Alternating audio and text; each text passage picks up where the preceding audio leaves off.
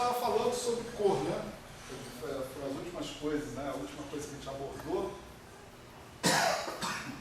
Nós estávamos falando sobre a cor e a motivação por trás do conceito de cor era o princípio de exclusão de Pauli, basicamente, né? A gente precisava do conceito de cor, porque senão a gente não tinha como antissimetrizar um estado de três férmions idênticos, né? Vários estados bariônicos são dessa forma e você não teria como fazer uma combinação antissimétrica desses caras ou uma combinação singleto do SO3 se não fosse introduzido um novo número quântico, né? A questão é que, no mínimo, você precisa de três cores, né? Por quê? Porque você tem, por exemplo, estados do tipo UUU, né? 3 quartos U, idênticos, espinho meio, papapá. Mas por que você não poderia ter 4, 5, 6, 7, etc. e tal? A resposta vem da teoria de grupos, na verdade. E se você assume que vai introduzir um número quântico novo, assumindo no mínimo 3 valores, mas podendo assumir mais, né? Então, você poderia dizer que esses quartos carregam uma representação do SO3, ou do SO4, ou do SO5, ou do SO6, dependendo de qual a faixa de valores que o seu número quântico poderia assumir. SO3, 1, 2, 3, né? SO4, 1, 2, 3, 4, assim por diante. Por que 3 é SO3, 4 é SO4? Né? Você tem representações quadridimensionais do SO2, por exemplo, né? Mas você precisa, você imagina que as representações que você vai atribuir sejam representações irredutíveis, né? E tem a questão também do número de parâmetros que caracteriza o objeto, qual é a representação fundamental desse objeto mais simples, né? Então, se você, por exemplo, pensasse que a cor podia assumir 4 valores, né? 1, 2, 3, 4, ou vermelho, verde, amarelo e azul, por exemplo, isso esbarraria, quer dizer, aí você pensa, se eu tiver um bárion vai ser um estado ligado de 3 quarks, cada quark carregando um SO4, você vai estar num espaço que é o produto tensorial de 3 espaços de quarks, cada um carregando uma representação de SO4. Então, no espaço produto tensorial, a representação que vai agir é a representação produto tensorial do SO4, da representação fundamental do SO4. Então, esse produto tensorial é, em geral, redutível, né? Então, você teria 4 vezes 4 vezes 4. Quanto é que dá isso? Né? 4 vezes 4, 16, vezes 4, 64. Né? É aula de tabuada, né? Então, quando você decompõe, né,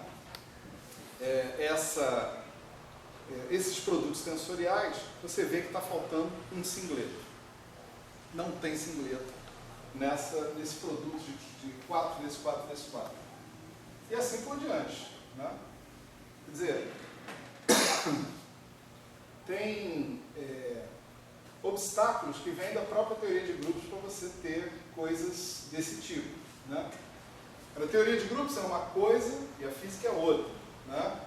Então, você poderia falar, não, eu tenho um número quântico, mas eu não vou usar SO4 ou SO3, né, para falar desse número quântico, vou usar um outro tipo de grupo. Isso também tem argumentos que você pode dar de que você não deveria sair do SO3.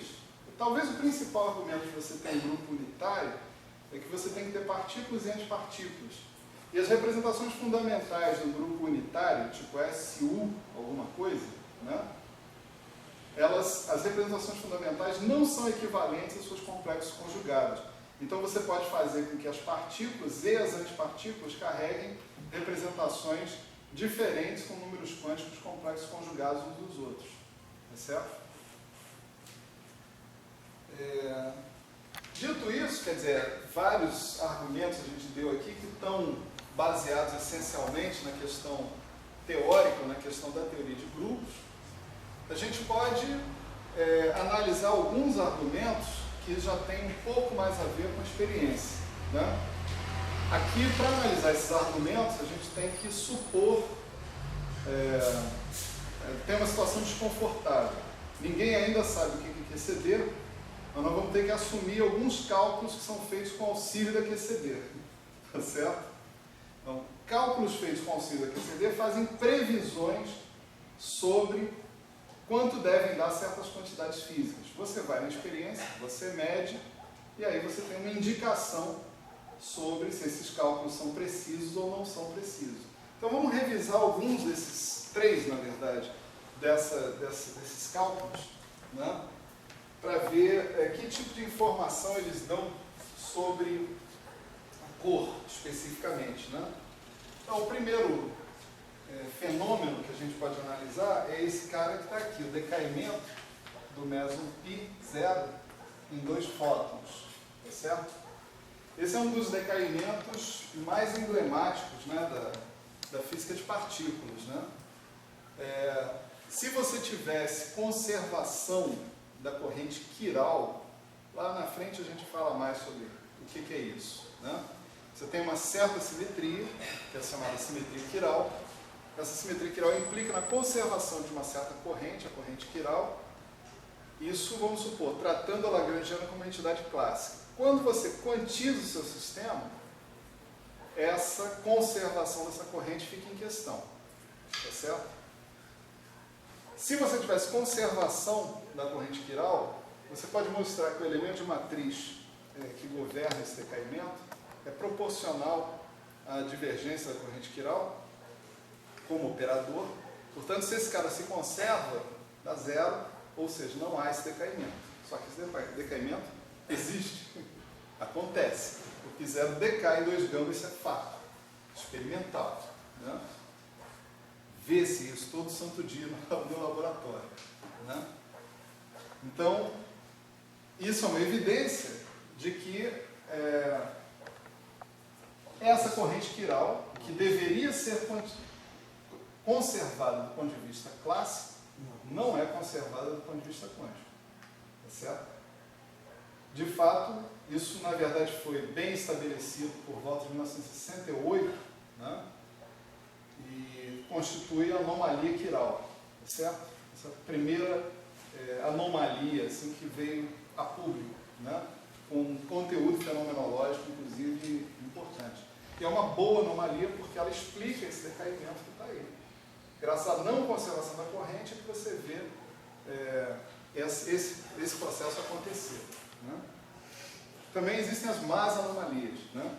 As más anomalias são o objeto do meu estudo, mas acho que mais de ninguém no universo. Enfim. Então, essa amplitude de decaimento, é claro que o meson π é um estado ligado de um quark e um antiquark, não é isso? Então, ele sendo um estado ligado a um quark e antiquark, você vai trabalhar esse decaimento numa situação daquelas em que você imagina que seus quarks, né, eles não interagem praticamente ali dentro do seu meson π, né?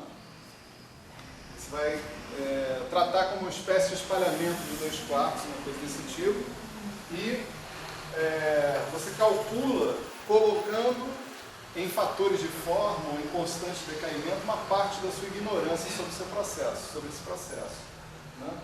Então você pode fazer essa conta usando parcialmente, né, a cromodinâmica quântica e obter um resultado assim, né? A taxa de decaimento, né, desse processo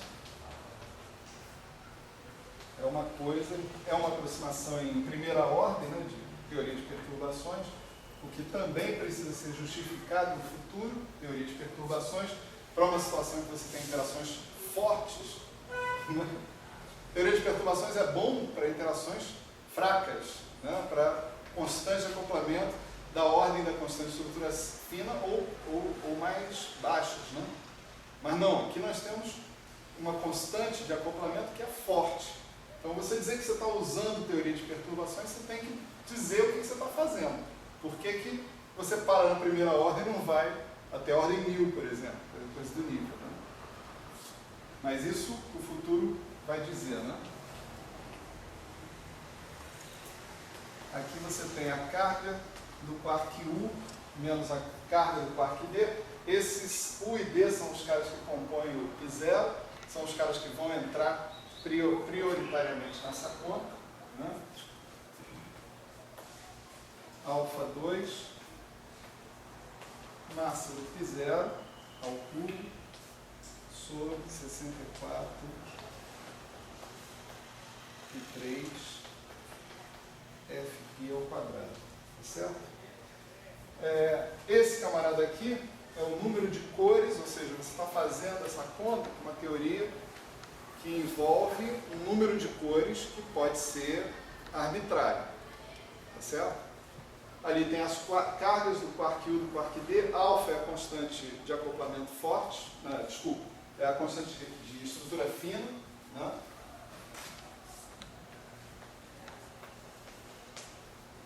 E 2, 4 pi, H cortado C. Mas H cortado é 1, C é 1 aqui nesse curso, tá certo? Às vezes I e 2π também são 1, mas isso é ocasional, né? Esse alfa significa que você está essencialmente trabalhando com um processo de decaimento eletromagnético, né? Você tem Mπ0, é a massa do π0, tá? Está aparecendo ali ao cubo. E esse Fπ é a chamada constante de decaimento do píon. Ou seja, você tem uma teoria efetiva que descreve esse processo. Esse Fπ engloba, então, um bocado da ignorância que você tem sobre o seu estado ligado, né? Bom, olha só que legal. Se você usar o NC igual a 3, né? Número de cores 3, a carga do 2/3, a carga do D menos 1/3, o Fπ, que você tira de outros tipos de processos, né? 91 MeV. Então você obtém um gama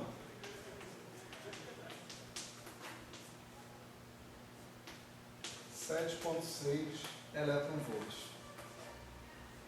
Tá? Dados experimentais, né? Isso da época, eu tirei isso do livro do Muta, né? Vocês podem encontrar, eu vou mandar por e-mail. Eu estou fazendo um monte de promessas que eu não cumpro, mas eu vou cumprir todas elas, vocês vão ver. Elétron-volts ou elétron-volts menos 1?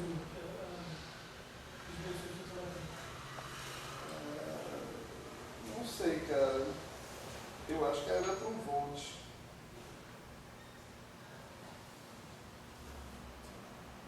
Porque, deixa eu lembrar aqui, peraí. Uma taxa de decaimento vai com energia menos 1, né? Você tem dimensão de energia menos 1. Pode ser elétron-volt menos 1. Vou colocar aqui, depois eu chamo, tá? Os dados experimentais te dão 7,48, mais ou menos 0,33, certo? Você pode fazer umas brincadeiras e aumentar ou diminuir o número de cores, tá certo? Por exemplo, se você falar não tem cor, né? Responsável pela resolução do problema lá do princípio de Pauli, não é a cor, é outra coisa. Então você faz NC igual a 1, por exemplo, né? NC igual a 1 vai te dar um gama de 0,84 elétron-volt a menos 1, né? Que a gente está colocando aqui. Se você falar que o NC igual a 4, você vai ter um gama de 13,5 elétron-volt menos 1, certo? Portanto, você está muito longe, né, do valor que... É claro que isso aí não prova que o número de cores é 3, certo? Isso diz o seguinte: se eu estou fazendo uma conta usando uma teoria de calibre baseada no grupo SU-NC, tá certo? Onde a NC é o número de cores, né? Se eu estou fazendo uma conta, se eu estou dentro desse contexto, a previsão dentro desse contexto é aquela fórmula que a gente está colocando lá em cima, e essa fórmula ela é acessível, né? O resultado que ela nos dá, que está mais próximo dos dados experimentais, está associado com a situação NC igual a 3, número de cores igual a 3. Agora, você pode mudar o contexto, fazer outra conta, obter outro resultado e ver, quer dizer, isso aí é dentro da suposição de que as interações fortes são governadas, são bem descritas teoricamente, por uma teoria de calibre não abeliana baseada num grupo de Lie SUNC. Né? Então, como parece, mas não é. Não é uma prova de que o número de cores é 3. É uma evidência que 3 é uma boa. Né? Outro processo legal é esse aqui. P+, P- e hadrons.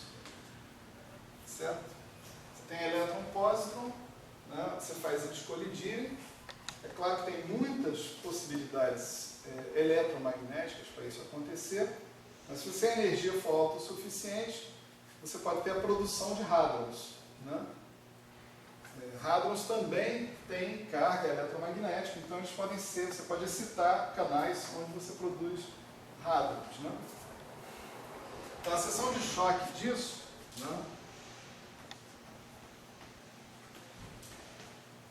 Mais uma vez é uma conta dependente da cromodinâmica quântica, baseada no grupo SUNC. Né? Você chama de sigma isso aqui, P+, P- em hadrons. Né? Isso dá 4i alfa 2 sobre 3s NC somatório igual a NF QI ao quadrado. Bom, mais uma vez, né? O alfa é a constante de estrutura fina, S é a chamada energia no centro de massa. Né? Quer dizer, você tem duas partículas, uma de momento P1, outra de momento P2, esse S é P1 mais P2 ao quadrado. Certo? É uma das variáveis de Mandelson, né, que a gente conhece aí. MC é o número de cores, QI são as cargas dos quarks. Quantos quarks você leva em consideração aqui depende da energia do seu processo. Tá certo? Se a energia do seu processo for alta o suficiente para permitir que alguns quarks apareçam e não outros, porque a diferença de massa deles é muito grande, né? Por exemplo, o U e o D estão mais ou menos na mesma diferença de massa. O S já está 10 vezes maior a massa do que a massa do U e do D. O charme vai, sei lá, 100 vezes maior do que a massa do S. Coisas assim.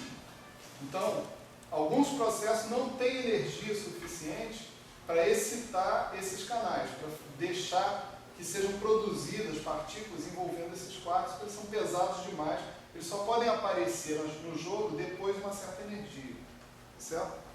Então esse NF aqui é uma coisa que depende desse S, de certa maneira. Quer dizer, a partir de um certo S, um novo sabor de quark pode aparecer dentro dessa discussão. Né? Se você for subindo o S, subindo a energia, então em princípio você pode ter todos os 6 sabores de quarks presentes. Mas para esses pequenos, em princípio, não. Né? As pessoas costumam normalizar, pegar e dividir o sigma por esse fator, né? Então você tem um negócio que é definido como sigma sobre 4i alfa 2 sobre 3s. Né? Isso aqui é um número, né? Que só depende desses fatores cinemáticos realmente. E é uma constante, né? Pelo menos é uma constante por faixa de energia. Né? Enquanto você não tiver energia suficiente para excitar ou abrir mais canais, esse número vai ter que dar constante. Abriu mais canais, ou seja, você tem energia suficiente, você muda o número, muda a constante. Né? Então, os valores desse camarada que está aqui são assim. Se o raiz de S for menor do 3 GeV, esse R é igual a 2. Supondo, é claro, que você tem NC igual a 3, NF igual a 3. Se o raiz de S estiver entre 4 e 9 GeV, então você tem o R igual a 10 terços para NF igual a 4. E ainda o NC igual a 3, da mesma forma. Né? E se o raiz de S for maior que 10 GeV, o livro antigo já deve ter mais valores, tá certo? Tem uma nova edição, mas eu não fui olhar esse negócio na nova edição. Né? Provavelmente tem outros valores, porque agora você tem possibilidade de abrir outros canais, né? Que envolvam Quark Bottom, Quark Top, etc. E tal, né? Então o seu R dava 11 terços e o número de sabores era 5, certo? Esses números estão em excelente acordo com o experimento. Particularmente o primeiro, né, hoje está em bom acordo com o experimento. Na época em que isso pela primeira vez foi levantado, lá nos meados da década de 70, você tinha muitos erros nessa seção de choque e havia controvérsias se você estava realmente reproduzindo com essa fórmula o R igual a 2 ou se você estava numa variação muito grande. Mas o tempo passou, esses erros foram diminuídos e você viu realmente que a fórmula está tendendo a dizer o que está acontecendo. Ou melhor, a experiência está tendendo a dizer o que a fórmula está propondo. Né? Bom, se você fizer o número de cores igual a 1, eu pensei que eu tinha 3 exemplos, só tenho 2. Né? O número de cores igual a 1, por exemplo, sem cor nenhuma, o nosso R assume esses 3 valores aqui, 2 terços, 10 nonos e 11 nonos. Né? Para as mesmas faixas de valores do raiz de S. Ou seja, bem diferente do que está acontecendo. Isso aqui é 1 terço. Esse aqui, os valores são diminuídos por 1 terço, no princípio. E você pode pegar a fórmula, substituir você mesmo, NC igual a 4, 5, 6, você vai ver que você se desvia bastante desses valores que são os melhores valores experimentais. Certo? Então, como eu disse, isso não é uma prova de que isso não é uma prova de que o número de cores tem que ser 3, mas é pelo menos um argumento forte, né? Caso você resolva fazer uma teoria de calibre, né? Baseada no número de cores, né? Transformar a cor, né? num número quântico oculto, né? Vamos dizer assim, que esse número quântico assuma 3 valores. Né? Beleza. Então, preliminarmente é isso que a gente tem a dizer aqui sobre a cor, né?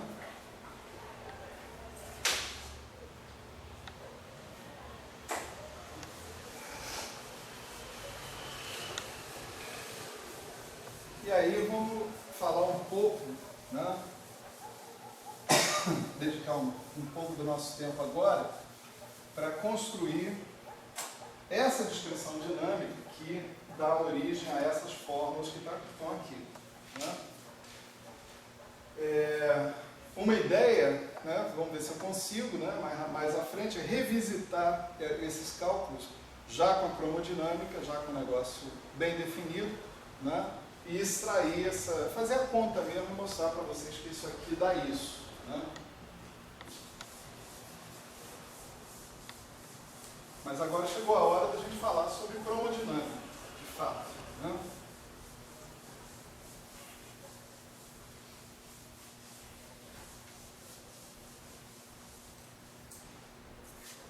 Tem muitas maneiras de fazer isso. Né? A maneira que eu costumo fazer é a seguinte.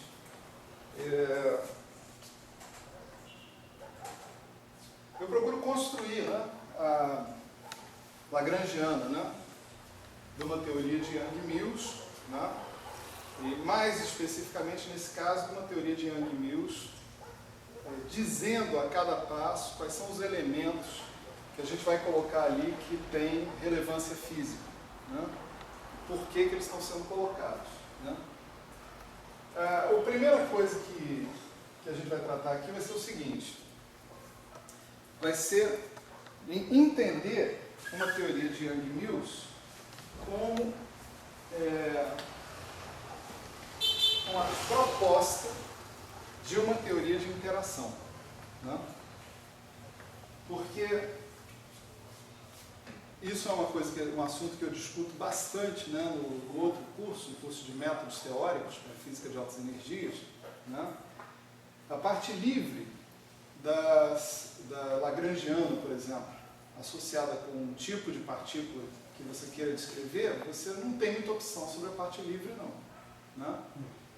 Em particular, nós estamos dizendo que os quarks, eles são férmions, né? São partículas de spin no meio e eles têm massa, né? Então, a parte livre dessa situação tem que ser descrita por uma Lagrangiana que dê origem à equação de Dirac, né? Todas as partículas de spin no meio, massivas, satisfazem a equação de Dirac. Não tem saída. Isso é um requerimento praticamente do grupo de Lorentz, certo? Falar isso significa praticamente falar: eu acredito que a simetria de Lorentz é uma simetria da natureza. Ela está tão lá embaixo quanto isso, né? O problema é o seguinte: o problema não é com a parte livre, o problema é com a interação. Quem vai ser a interação, né? Eu tenho alguns critérios para propor, né, em relação à interação. Por exemplo, na Lagrangiana de interação, eu quero que seja invariante de Lorentz. Ok, vou propor que a Lagrangiana de interação seja invariante de Lorentz. Alguma outra simetria que apareça, eu posso também incluir, etc. e tal. Mesmo assim, as possibilidades ainda são imensas, né? E eu não tenho, eu preciso buscar, eu preciso propor, né, escolhas para a Lagrangiana de interação, né? Então, uma dessas escolhas possíveis eu vou ilustrar com vocês a partir do exemplo do eletromagnetismo. Nós vamos começar pensando no eletromagnetismo, né? Então, nós vamos pensar em como que a interação eletromagnética sai, né, de um requerimento de simetria, tipicamente, né? Esse raciocínio que nós vamos fazer aqui para reobter o eletromagnetismo, a eletrodinâmica quântica, depois nós vamos generalizar para obter a interação no caso da cromodinâmica quântica, tá certo? Então vamos revisar isso em relação ao eletromagnetismo, né, primeiramente. Protótipo, né? Vamos chamar assim. Eletrodinâmica quântica, né? Então, vamos lá. Vamos supor que a gente não saiba o que fazer, né, no caso da eletrodinâmica quântica. A gente não sabe o que fazer para obter interação, né?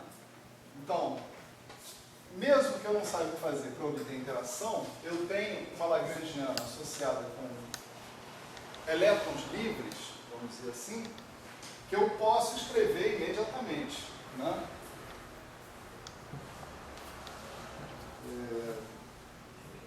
Deixa eu simplificar, por exemplo.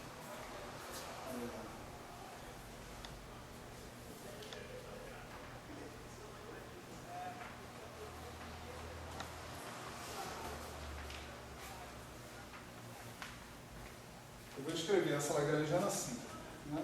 I sobre 2, Q barra de X, dando I, Q de X, menos 1 sobre 2,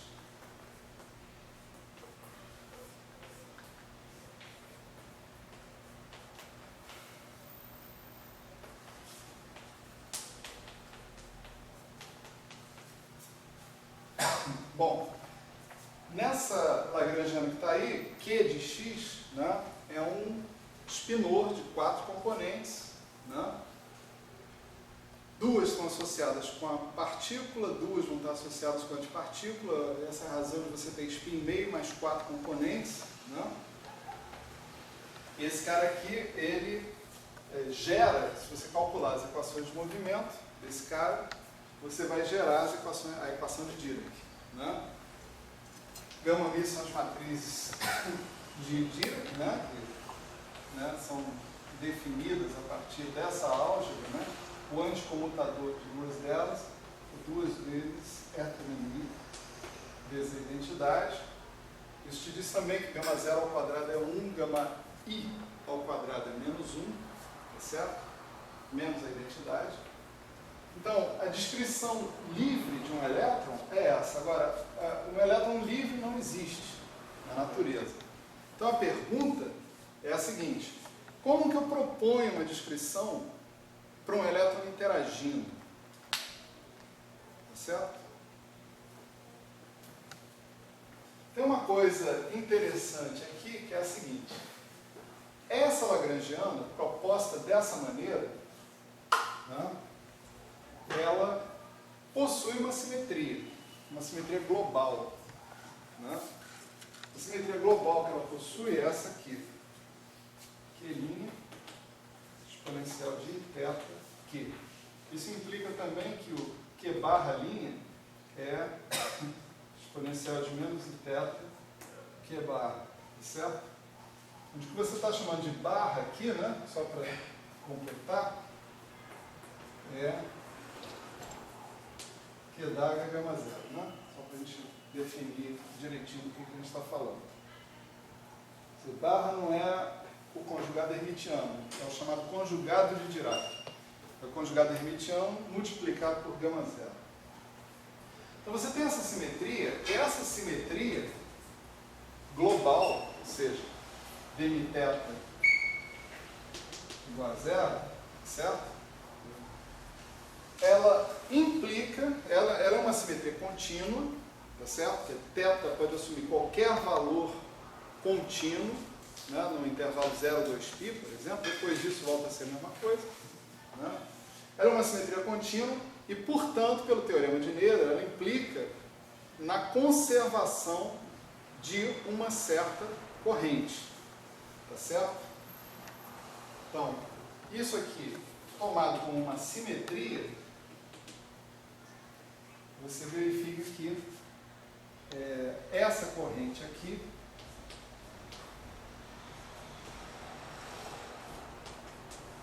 se conserva covariantemente, né? Bom, você pode definir ela com bom, não tem razão nenhuma de definir ela com constante nenhuma aí. Essa constante não existe ainda. Tudo bem. Esse cara se conserva, se você quiser, você pode pegar a equação de Dirac, né? Abrir aquele dmi ali, dmi q barra gama mi q mais q barra gama mi dmi q, e usar a equação de Dirac duas vezes ali na história, e você vai ver que dá zero, né? Então, a conservação dessa corrente, ela é consequência da simetria que essa Lagrange global, que essa lagrangiana tem dessa forma. Essa corrente acaba sendo identificada com a carga elétrica, certo? Quer dizer, se você pegar o seu campo Q e usar a solução dele, a solução das equações de Heisenberg, né, definida em termos de operadores de criação e aniquilação, né? Se você pegar esse cara e calcular a quantidade conservada, a quantidade que se conserva aqui, você pode chamar de Q, é integral d3x Q barra gama zero Q, que é a mesma coisa que integral d3x Q barra gama zero ao quadrado é 1. Tá? Pega o Q e o Q d'H, substitui a expansão de Cauchy e Dagger em termos de operadores de criação e aniquilação. Esses são campos livres, então essa expansão é simples, não tem maiores problemas. Faça essa expansão, substitua aqui, termina de calcular isso, e você vai ver que isso dá a soma dos operadores de criação, a soma de Adagar associados aos férmions, aos elétrons, menos a soma de BDHB associados aos antielétrons. Tá certo? Então, essa é uma quantidade que se conserva, né? Mas essa quantidade não é positivo definido. Certo?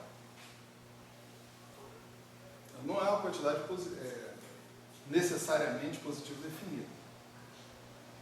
Bom, ela é negativo definido, do jeito que eu falei, né? Então pode ser positivo definido de outra forma. O fato é que você pode interpretar essa quantidade como a carga elétrica do seu sistema. Então, daqui você tem uma lição. A carga elétrica é uma quantidade que se conserva em função da existência de uma simetria contínua no seu sistema. Ela é talvez o primeiro exemplo, mas não será o último, né, de quantidades conservadas em função da existência de simetrias contínuas. Você pode ter o número bariônico também desse jeito, a hipercarga, etc, etc. O número leptônico, tudo associado a leis de conservação do mesmo tipo. Né? Legal. Aí a ideia é a seguinte. Né? Lembre-se, essa lagrangiana diz respeito a elétrons livres. Você pode ter um estado de muitos elétrons, por exemplo, 3, 4, 5, 6, 10 elétrons, não importa. Né? Só que eles estão todos livres. Como não há interação, um estado de elétrons livres é um autoestado do hamiltoniano desse sistema. Aí tem uma longa conta para fazer. Né? Você sai da densidade lagrangiana, vai para a densidade hamiltoniana, integra a densidade hamiltoniana. Isso é hamiltoniano. Você verifica que os autoestados do hamiltoniano são estados com um número bem definido de partículas. Né? Então, esses casos são autoestados do hamiltoniano e ser autoestado do hamiltoniano significa que eles não evoluem, ou evoluem com fases. Então você não tem como sair de um estado com N partículas para um estado com N mais 1 ou com N menos 1 partículas. Você está congelado. Se você começa com um estado de 3 elétrons, você vai continuar para sempre com esses 3 elétrons do mesmo jeito, tá mesmo? Com os mesmos momenta também, com os mesmos spins também. Certo? Nada vai mudar. Não? Mas o que você vê e o que você precisa é descrever a mudança.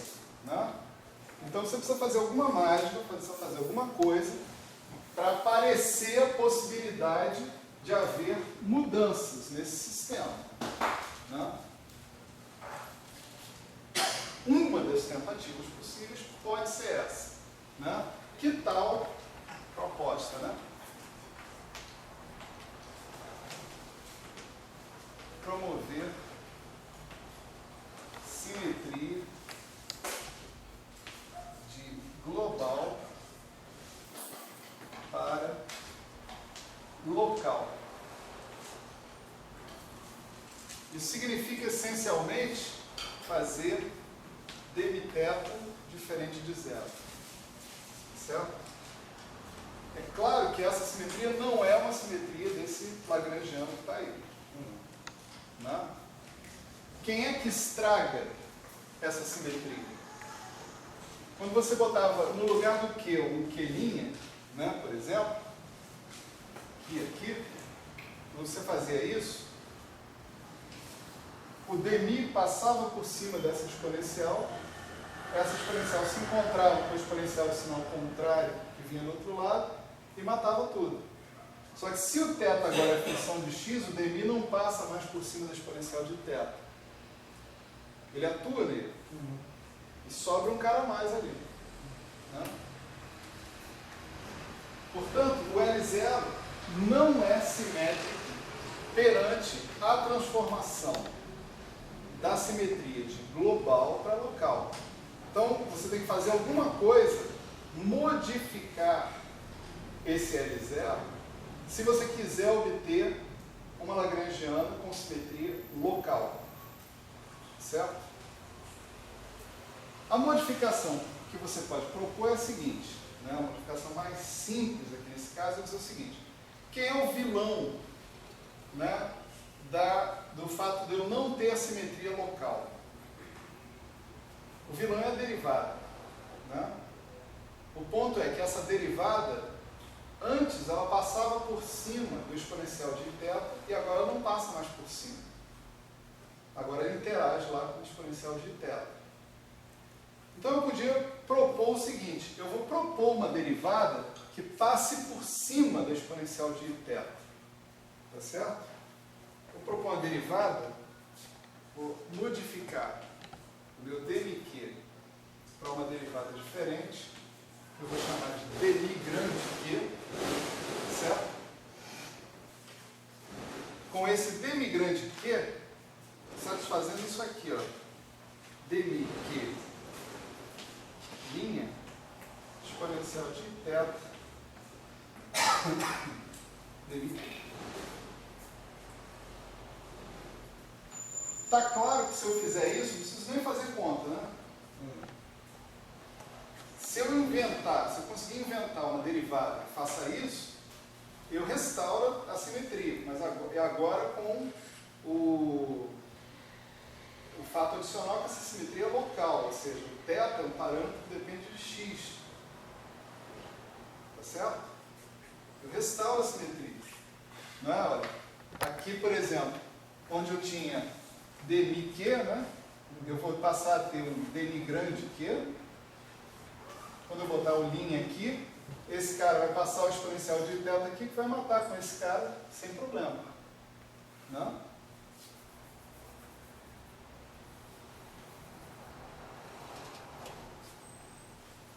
Então, a questão aqui se resume no seguinte: quem é essa derivada? Será que existe, né, uma derivada dmi grande que faça esse serviço para a gente? Né?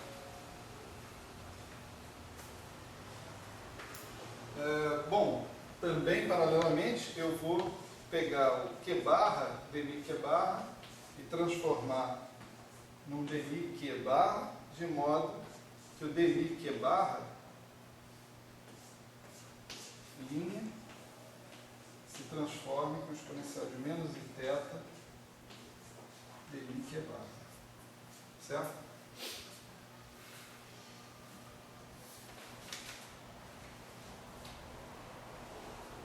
Bom, então eu tenho que propor alguma coisa para essa derivada grande, dmi grande, né? E uma proposta que preserva uma série de características da derivada original poderia ser essa aqui, né? Dmi q igual, definido como a mesma derivada anterior, mais IE a mi q. Vamos analisar um pouquinho essa proposta, né? O dmi atuando no Q é um operador que em princípio é anti-hermitiano, né? E dmi é um operador hermitiano, mas dmi só é anti-hermitiano. Daí a necessidade de eu botar um i aqui na frente, se eu estou supondo que esse objeto que eu vou introduzir, objeto novo, é um objeto real, né? Se ele é um objeto real, eu preciso colocar um i aqui na jogada. A gente precisa que a derivada seja linear em Q também, né? Que dmi Q1 mais Q2 seja dmi Q1 mais dmi Q2 com D grande, né? Daí a dependência em Q lá no segundo termo também, né? A gente precisa que em algum limite, né, essa derivada nova se reduza à derivada antiga. Daí a gente ter essa constante E aqui na frente, né? O limite, quando essa constante E tende a zero, me leva para a situação anterior, que é a situação da teoria livre, ausência de interação. Tá certo? Isso nós estamos sendo otimistas, né? Ele está supondo que a gente vai conseguir alguma coisa interagente a partir daí. Né? E finalmente, eu tenho um índice μ, que vem com a derivada, que eu tenho que carregar em qualquer outro termo que eu coloque aqui no cara. Né? Esse índice μ vai ser atribuído a um campo. Né? Em princípio, esse cara é o Q de x, e esse cara aqui nós vamos supor como sendo um certo campo, a μ de x. A ideia de colocar um campo aí é dizer o seguinte: perante a transformação, né, de simetria que a gente está colocando ali, esse campo também vai se transformar de maneira a compensar as coisas, porque se ele for um cara completamente inerte, eu não consigo implementar esse cara aqui. Eu preciso que ele se transforme, que ele mude perante a transformação, para que aquelas leis de transformação da derivada covariante, da derivada grande, né, dmi grande, sejam implementadas. Tá certo? Então, a maneira mais geral que eu tenho de propor aqui é supor que esse AMI que está aparecendo aqui é um campo. Se eu botasse um AMI, e melhor do que isso, é um campo que tem que ter uma certa dinâmica também. Né? Se eu colocar um campo sem dinâmica ali, eu estou quebrando a simetria de Lorentz. Né? Se você colocar um AMI ali, que seja um vetor fixo, por exemplo, a sua teoria toda vai passar a depender desse vetor fixo. Porque esse vetor fixo não vai se transformar perante transformações de Lorentz como o resto da sua teoria faz. Então você vai conseguir montar escalares com ele. Você vai simplesmente ter a presença dele ali dentro. Né?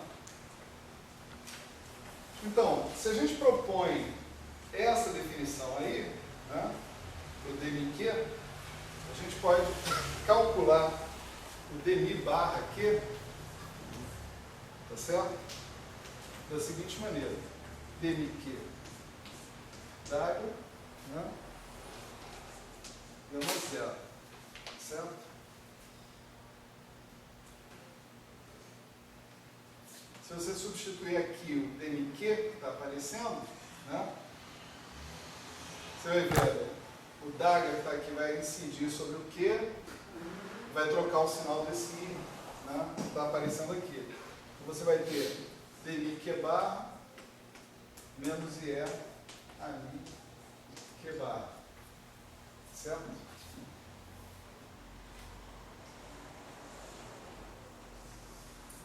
Bom, então, isso aí é uma proposta dentro da proposta. Né? Nossa proposta foi transformar a simetria de global para local. E agora, dentro dessa proposta, eu estou dizendo que eu quero consertar a não invariância da Lagrangiana substituindo a derivada ordinária comum por uma derivada covariante. Por uma derivada que passe por cima do exponencial de θ, que vem da transformação do Q. Né? Isso daqui é uma proposta de derivada covariante. Tá certo? Alguém pode ficar à vontade para tentar inventar outra. Né? Mas essa é uma proposta. Essa proposta é super bem sucedida pela seguinte maneira. Agora, a gente pode pegar essa equação que está aqui, né, e colocar aqui. Né? Então, se você pegar dmi q linha, né, isso daqui vai ser o dmi q linha mais IE AMI linha q linha. Certo? Todo mundo com linha. Você está supondo que o teu campo AMI também é obrigado a se transformar. Ele tem que fazer alguma coisa para colaborar, para ajudar a tua derivada a virar uma derivada covariante. Né? Isso aqui você impõe que satisfaça isso. É para isso que você montou sua derivada covariante. Então você tem exponencial de θ, dmi-q, mais IE AMI Q. Certo?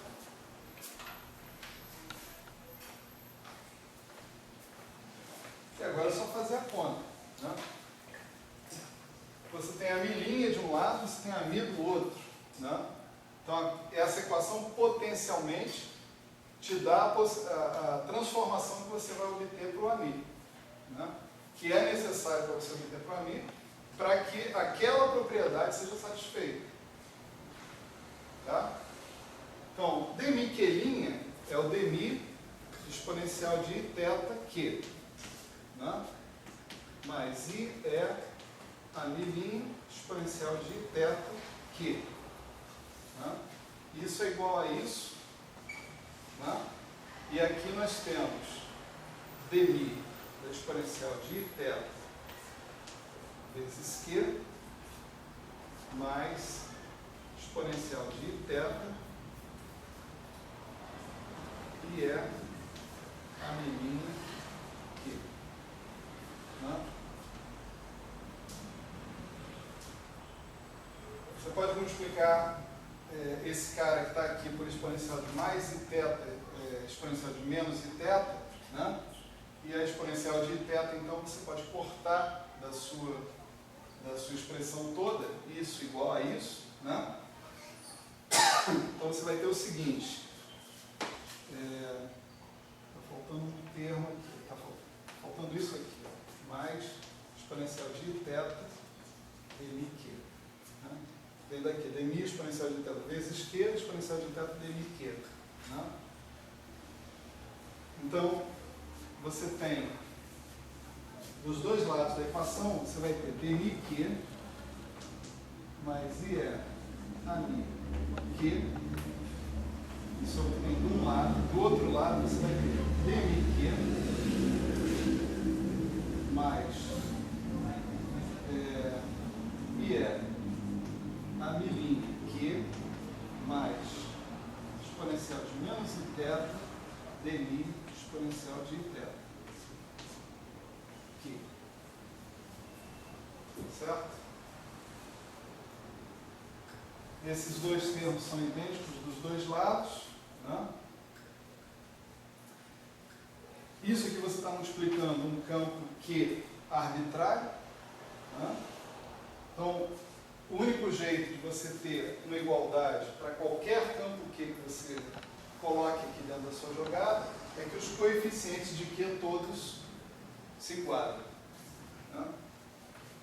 Então, o resultado disso aqui é o seguinte.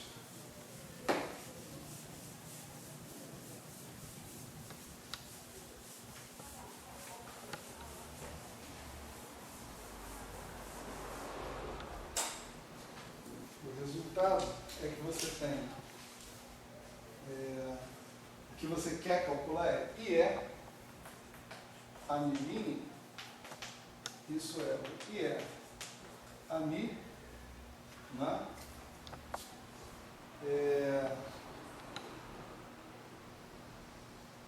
Menos exponencial de menos iθ dmi exponencial de iθ. Né? Você pode dividir tudo por IE. Né? Então você vai ter o a mi' igual a mi menos 1 sobre IE. E aqui a gente deriva exponencial de iθ, você cai com I dmi-θ. Né? Ou seja, você termina com isso aqui. Né? Ou seja, o campo que a gente introduziu para definir a chamada derivada covariante, a nova derivada, né, vai fazer com que a derivada se comporte do jeito que a gente quer, contanto que, sob a mesma transformação dos férmions, ele se transforme dessa forma. Tá certo? Então, agora a sua teoria é uma teoria descrita por uma nova lagrangiana. Né? Eu ainda não vou colocar aqui a lagrangiana final, vou botar um L' aqui nessa lagrangiana. E a gente vai ter o seguinte, I sobre 2, né? Q barra gama mi. dmi-q menos I sobre 2 dmi Q barra gama mi Q, né? Menos m Q barra Q. Tá? Se você quiser abrir, né, colocar esse dmi na forma explícita que ele está lá, né, você vai terminar com isso daqui. Você vai terminar com a lagrangiana L0, que a gente tinha anteriormente, mais esse termo aqui, ó, é Q barra gama mi Q a mi. Então, olha só o que a gente ganhou com isso, né? A gente saiu de uma teoria que era linear, ou seja, cujas equações de movimento eram lineares no campo Q, para uma teoria não linear. As equações de movimento são não lineares no campo Q. Esse foi o bônus que a gente conseguiu por ter imposto que a simetria que a gente tinha antes, que era global, se transformasse numa simetria local. A gente conseguiu uma não linearidade. A não linearidade corresponde ao que nós conhecemos por interação. Tá certo? Então, sim, nós conseguimos alguma coisa na direção da interação. Só que essa alguma coisa ainda não é o suficiente. Tá certo? Ela não é o suficiente porque, essencialmente, o meu campo AMI, que eu introduzi aqui, não tem dinâmica. Tá certo? Qual é a dinâmica que aparece para o AMI vinda dessa lagrangiana? Né? Quer dizer, monta uma ação aí e quais são as equações de movimento? Derivada funcional da ação em relação a AMI igual a zero. Né? Então, você calcula a derivada funcional da ação em relação a AMI vinda dessa lagrangiana. As equações de movimento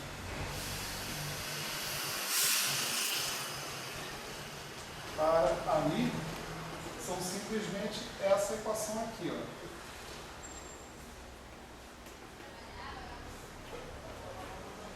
Só que essa equação é muito ruim, né? Essa equação já me implica que Q'Q tem que ser zero, né? Basta tomar mi igual a zero aqui. Você vai ter Q barra é Q'H gama zero vezes gama zero vezes Q. Isso daqui é Q'H gama zero ao quadrado vezes Q. Isso daqui é D'HQ. Agora, Q'H igual a zero significa o quê? Significa que Q tem que ser igual a zero. Isso é uma forma positiva definida. Isso só tem um jeito de ser zero. Com Q igual a zero. Bom, Q igual a zero é a solução universal de todas as coisas e também trivial. Né? Essa é a solução que nós não estamos nem um pouco interessados nela. Então, essa lagrangiana, num primeiro momento, parece um tiro no pé. Né? A gente pode analisar e observar a razão dela ser um tiro no pé. A razão dela ser um tiro no pé é porque ela não possui derivadas do AMI dentro dela. Eu preciso de derivadas temporais do AMI, pelo menos, né? E numa teoria relativista, essas derivadas temporais vão ter que entrar no mesmo pé que as derivadas espaciais. Eu preciso de derivadas do AMI se eu quiser ter dinâmica. Mesmo numa teoria não relativística, né, eu só consigo dinâmica para os meus graus de liberdade se no meu lagrangiano eu tiver derivadas temporais desses objetos.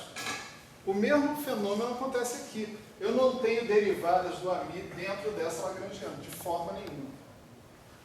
Tá certo? Então eu ainda preciso, por isso que eu botei essa linha aqui, né? Eu ainda preciso modificar um pouco essa lagrangiana, de modo que esse novo campo que eu introduzi tenha derivadas associadas com ele, que, portanto, ele possa representar uma solução dinâmica bem definida. Certo? Como é que eu faço isso? Forçação de barra total. Né? Veja que eu tenho alguns condicionantes aqui. Né? Eu não quero estragar tudo que eu fiz até o momento. Né? Então, se eu colocar alguma coisa envolvendo derivadas do Ami, eu quero colocar essa coisa de modo invariante em relação àquelas transformações que estão aparecendo ali. Né? Então, eu vou colocar aqui Q' exponencial de θ Q. Tião, esse campo a gente está supondo ainda que a gente não conhece a natureza desse campo. Né? Uhum. Eu sei que é um campo vetorial. Né? Eu gostaria que esse Mi refletisse isso. Ser um campo vetorial. Mas eu não tenho as equações de movimento dele. Né? É isso?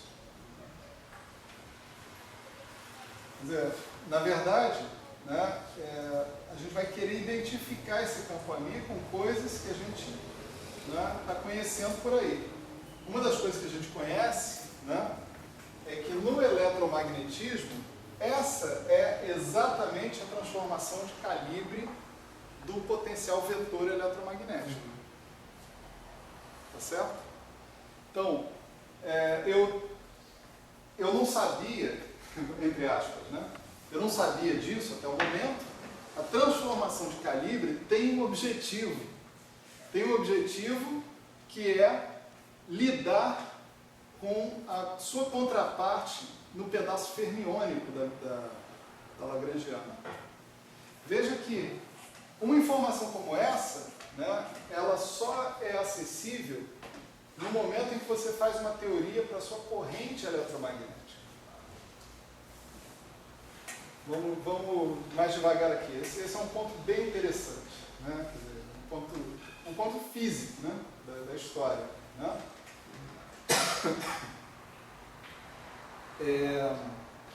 Lá no eletromagnetismo, né, as nossas equações de Maxwell em forma covariante são dμi Fmi igual a Jμi. Né? Essas são as equações de Maxwell. Esse Jμi, que entra nas equações de Maxwell, né, para nós, lá no eletromagnetismo, esse Jμi é um vetor dado. Ele expressa uma distribuição de cargas e correntes fixa, que existe no mundo e que eu não tenho o poder de mudar. Tá certo? Ele expressa isso. Então, vamos dizer, se por exemplo eu estou falando de uma carga na origem, né, o J0 né, ou a carga Q vezes a delta de x, né, e o J vetor é igual a zero. Né? Então, esse Jμi, ele é uma função ou uma distribuição bem conhecida. Eu não tenho acesso à dinâmica que montou, que deu como consequência esse Jμi. Por isso é que eu digo que o eletromagnetismo é uma teoria linear. Né? Porque eu não tenho acesso a essa dinâmica. Mas o que vai terminar acontecendo aqui é que nós vamos nos meter em quem é esse Jμi.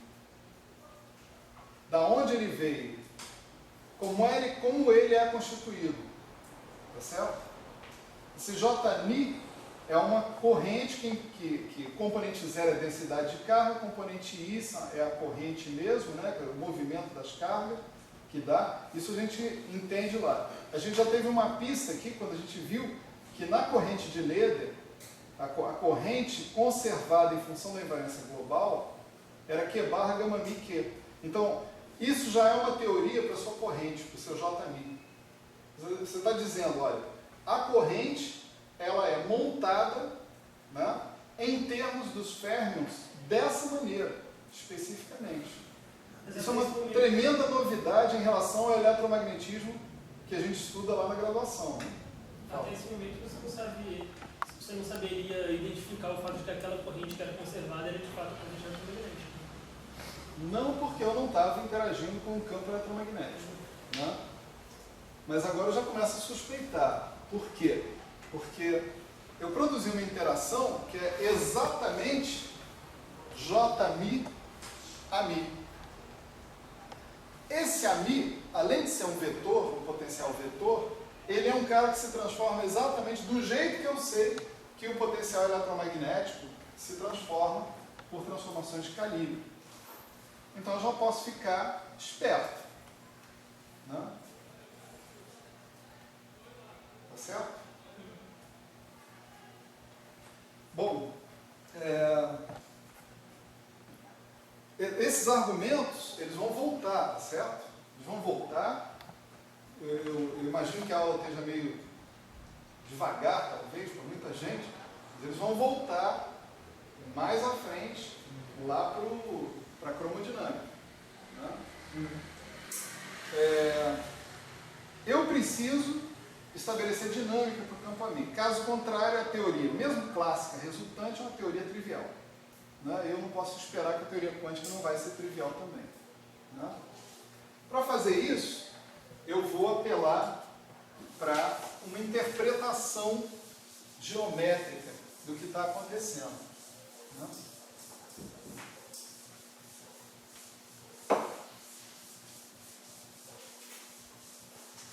Eu tenho um problema na relatividade geral, que é o problema de comparar dois vetores, ou dois tensores em geral, né, em pontos diferentes do espaço-tempo. Né? Como é que eu faço essa comparação? Qual é o problema da comparação? O problema da comparação é que vetores são objetos que têm componentes. Para a gente falar especificamente. Se eu tiver um vetor, ele é um objeto que tem componentes. Componentes em relação a um determinado sistema de coordenadas. Só que na relatividade geral, esses sistemas de coordenadas podem mudar de ponto para ponto. Então você não tem o conceito de transporte paralelo de um vetor, obviamente, em termos da manutenção das suas componentes. Porque a manutenção das componentes de um vetor no transporte paralelo na relatividade geral pode implicar na mudança do próprio vetor. Se muda o sistema de coordenadas e você mantém as componentes do vetor, você está mudando o vetor. Né? Então não há uma solução óbvia de como você transportar paralelamente um vetor de um ponto a outro, de modo que você possa comparar e verificar como esse vetor variou, por exemplo. A solução na relatividade geral é impor, né, uma regra para você fazer esse transporte, para você pegar um vetor aqui e trazer ele para cá. Você define, o que eu chamo de transporte paralelo é isso. Tá certo? E essa definição é feita com o auxílio de um objeto que não é um tensor, que é o conhecido como uma conexão. Tá certo? Deixa eu ver só se eu posso soltar a franga mais aqui, né? Quem nunca ouviu falar nisso? Todo mundo ouviu? Então tá bom, então vou soltar a franga. Né? Então, você, ao definir uma conexão, a consequência desse fato é você, aliás, por alguma visão, você pode dizer que você introduz a conexão exatamente fazendo isso, você introduz uma derivada covariante. A derivada convencional não é capaz de verificar a taxa de mudança só do vetor. Ela vai estar implicada também na taxa de mudança do referencial que você está considerando. Então você precisa de uma derivada que compense isso. E essa conexão é exatamente o que falta para você fazer essa compensação. O resultado é que se você define essa conexão com uma lei de transformação, atenção, lei de transformação também, né, adequada, a derivada envolvendo essa conexão, ela se transforma como uma derivada covariante, ou seja, a derivada covariante de um vetor, vai se transformar da maneira adequada, como, sei lá, um tensor. Né? Tá certo? A situação é muito parecida aqui. Né? Muito parecida aqui. Só que talvez a gente tivesse que mudar o discurso para o que você chama de um referencial interno da sua partícula. Você poderia pensar o seguinte: agora, minha partícula, o meu campo, né, o meu sistema, ele não é mais só localizado no espaço-tempo, no espaço-tempo. Ele também tem que ter um tipo de localização num certo espaço interno. Esse espaço interno envolve esse exponencial de θ. Isso aí efetua transformações na localização do seu sistema num espaço de fases. Desculpe, não vou usar esse termo é ridiculamente impreciso. Né? Imagina que você associasse graus de liberdade espaço-temporais, x e t, né, para a sua partícula, mas além disso, você também, para o seu elétron, você associasse também um grau de liberdade interna num espaço interno. Que espaço é esse? Um espaço de fases, como o exponencial de I-alfa, por exemplo, coisa assim. Então a transformação que você está fazendo aqui é mudar o referencial interno também, de ponto a ponto. Tá certo? Então, enquanto lá na relatividade a mudança do referencial se devia às propriedades geométricas do seu próprio espaço-tempo, agora o seu espaço ele é uma espécie de produto direto, um produto cartesiano, do seu espaço-tempo com um espaço arbitrário interno que muda de referencial em cada ponto. A derivada covariante introduz um campo que também não se transforma em relação a esse espaço interno como um vetor. Ele não se transforma como esse cara aqui. Esse cara se transforma como um vetor em relação ao espaço interno. Esse cara não, ele tem um termo não homogêneo. Então, esse cara é autenticamente da mesma natureza do que você chamou de conexão lá na relatividade geral. Isso é uma conexão, só que num espaço mais complicado. Que espaço é esse? Mais complicado não, um espaço diferente. Né? Suponha que aqui você tem o seu espaço-tempo, vamos chamar de uma variedade M, né? E aqui nesse ponto você tem um espaço interno, onde você tem o seu referencial interno. Né? Atuar com esse exponencial de θ que está aqui significa trocar de referencial interno, daqui para cá, por exemplo. Tá certo? Professor, oi. no fundo, no caso da relatividade geral, você também tem a mesma coisa, só que o espaço interno seria o espaço de Minkowski. Essa visão, ipsis literis, pode ser colocada na relatividade geral também, só que o espaço interno é um espaço um pouquinho mais complicado, ele é chamado espaço dos referenciais. Né? Isso aí vira o frame bundle, né, na verdade. Mas aí você fica exatamente a mesma coisa. A relatividade geral fica formulada exatamente dessa forma. Né? Um espaço onde você tem, né, em cada ponto dele, né, um espaço interno associado com isso, e que localmente, pelo menos, ele pode ser visto como um produto cartesiano desses dois espaços, esse é um tipo de espaço chamado de fibrado, espaço fibrado. Tá certo? Esse é o espaço no qual a gente esbarrou com ele, vamos dizer assim, dentro da minha abordagem, pelo menos. Né? Nós esbarramos com esse espaço fibrado. Quando você muda de aberto aqui na sua variedade de base, vão acontecer mais coisas que estão dentro da definição que você chama de fibrado, que envolvem o que você chama de entrelaçamento das fibras. Né? Você tem mapeamentos de uma fibra na outra fibra através de uma coisa chamada grupo de estrutura, etc. Então, não cabe aqui falar sobre os fibrados, de forma nenhuma, não estou querendo fazer isso. O que eu quero é reforçar a analogia com a relatividade geral. Né? Na relatividade geral, o problema de fazer o transporte paralelo de um objeto geométrico genérico, né, é resolvido com a introdução de uma conexão.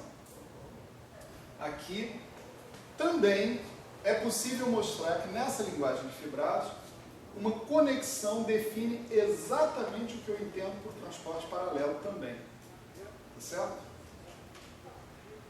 Lá na relatividade geral, eu tenho uma interpretação sobre a curvatura desse espaço. Como é que eu faço essa interpretação? Eu pego um vetor, por exemplo, e transporto esse vetor ao longo de dois caminhos fechados, que vão formar um paralelogramo fechado. Tá certo? O resultado desse transporte pode levar ao mesmo vetor e pode não levar. Se ele não leva ao mesmo vetor, eu detecto que o espaço em questão possui uma curvatura.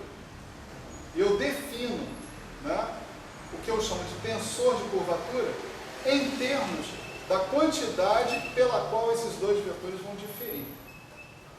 Tá certo? Então, tipicamente na relatividade geral, acontece desse tensor de curvatura ser obtido com o comutador de duas derivadas covariantes. Tá certo? Nós já temos a derivada covariante aqui. Tá certo? Eu vou dar informação para vocês de que um objeto absolutamente análogo é definido aqui, só que sem essa interpretação geométrica direta.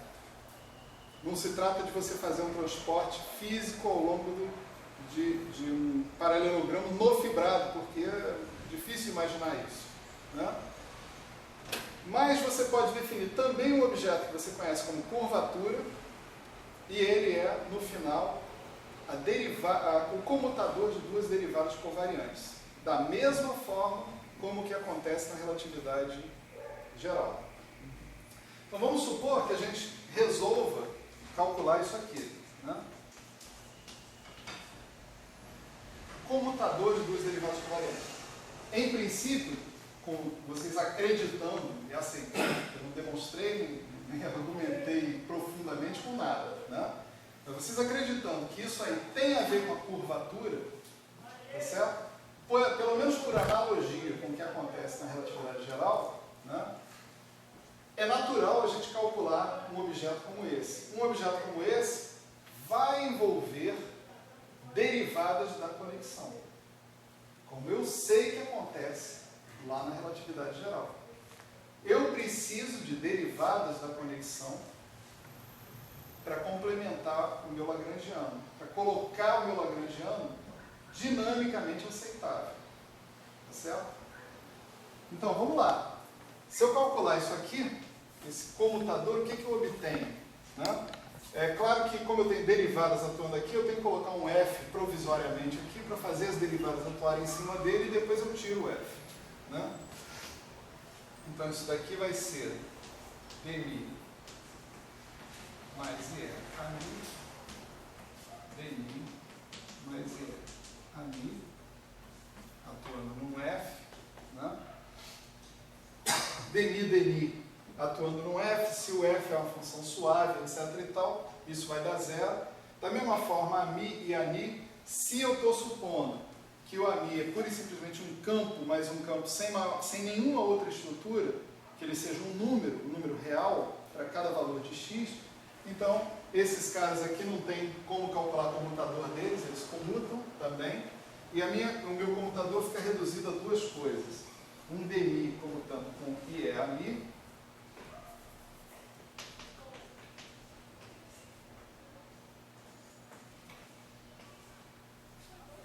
e um ami comutando com um dmi. Tá certo?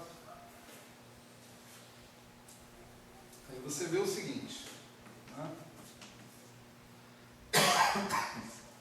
Eu tenho, o primeiro termo aqui vai ser dmi, né, de ani f, certo?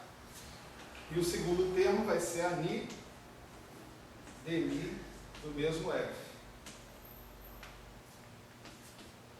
Lá na frente eu tenho ami dmi do f, né, e dmi de ami f.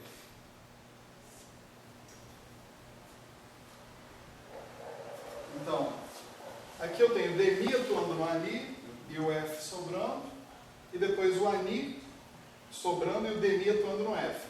Esse segundo termo vai cancelar com esse. Uma coisa similar vai acontecer aqui.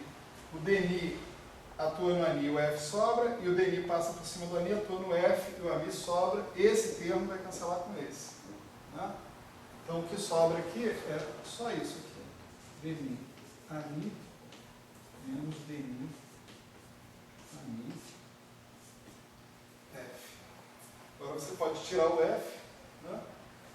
Isso aqui está multiplicando por simplesmente o F, os DNI só atuam nos ANIs e nos ANIs, tá certo?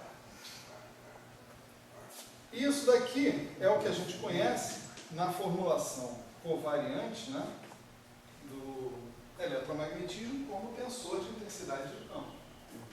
Né? Então, eu estou vendo aqui, estou chamando a atenção aqui, que o tensor de intensidade de campo pode ser visto, né, com uma curvatura dentro de um espaço fibrado. Tá certo?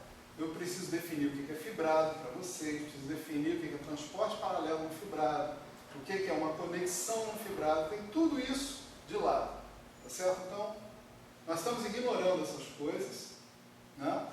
Mas a gente está usando uma motivação geométrica para fazer uma proposta. Esse F mini, que está aparecendo aqui, definido assim, né? Isso é a definição, ele envolve as derivadas do AMI, que é o que eu estou querendo adicionar ali.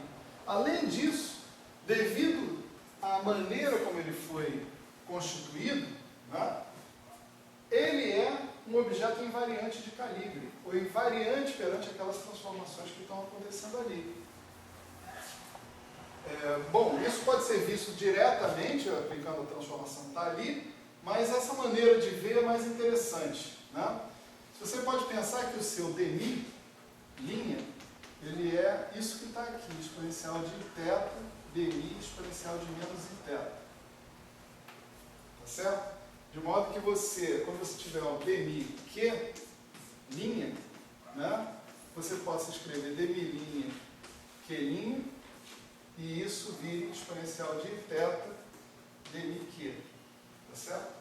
Quer dizer, essa é a lei de transformação da sua derivada covariante. Você observa que, nos termos do fibrado, esse cara se transforma como um tensor. Tá certo? Bom, então se você tiver DNI linha, isso aqui vai te dar exponencial de θ, DNI, exponencial de menos θ. Né? Substituir isso daqui aqui e aqui, né? Cancela as exponenciais dentro do comutador, né? Internas, né? A região das derivadas, sobram só as exponenciais de fora. Como esse F mini também é um número, já que o AMI é um número real, é um campo real,